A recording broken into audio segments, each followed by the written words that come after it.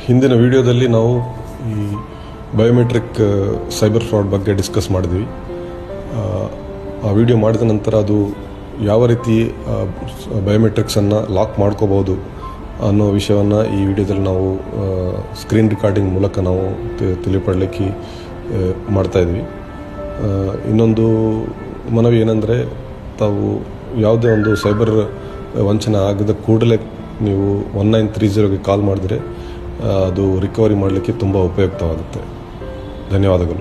ಯಾವುದೇ ಬ್ರೌಸರನ್ನು ಓಪನ್ ಮಾಡಿ www.uidai.gov.in ಅಂತ ಸರ್ಚ್ ಮಾಡಿದಾಗ ನಿಮಗೆ ಆಧಾರ್ ವೆಬ್ಸೈಟ್ ಓಪನ್ ಆಗ್ತದೆ. ಅಲ್ಲಿ ಬೇಕಾದ ಲ್ಯಾಂಗ್ವೇಜ್ನ ಸೆಲೆಕ್ಟ್ ಮಾಡ್ಕೋಬಹುದು.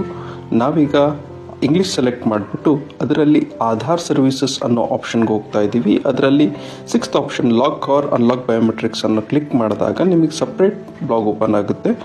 ಅದರಲ್ಲಿ ನೀವು ಮತ್ತೆ ಲಾಗಿನ್ ಮಾಡಿ ಅಂತ ಕೇಳುತ್ತೆ. ಅದರಲ್ಲಿ ನಿಮ್ಮ ಆಧಾರ್ ನಂಬರ್ ಹಾಕಿ ಕ್ಯಾಪ್ಚರ್ ಎಂಟ್ರಿ ಮಾಡಿದಾಗ ನಿಮಗೆ OTP ಜನರೇಟ್ ಆಗುತ್ತೆ ರಿಜಿಸ್ಟರ್ಡ್ ಮೊಬೈಲ್ ನಂಬರಿಗೆ.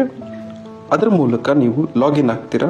ಲಾಗಿನ್ ಆಗಿಬಿಟ್ಟು ಸ್ಕ್ರೋಲ್ ಮಾಡ್ತಾ ಹೋದರೆ ನಿಮಗೆ ಕೆಳಗಡೆ ಒಂದು ಆಪ್ಷನ್ ಸಿಗುತ್ತೆ, ಅದೇ ಲಾಕ್ ಆರ್ ಅನ್ಲಾಕ್ ಬಯೋಮೆಟ್ರಿಕ್ಸ್ ಅಂತ.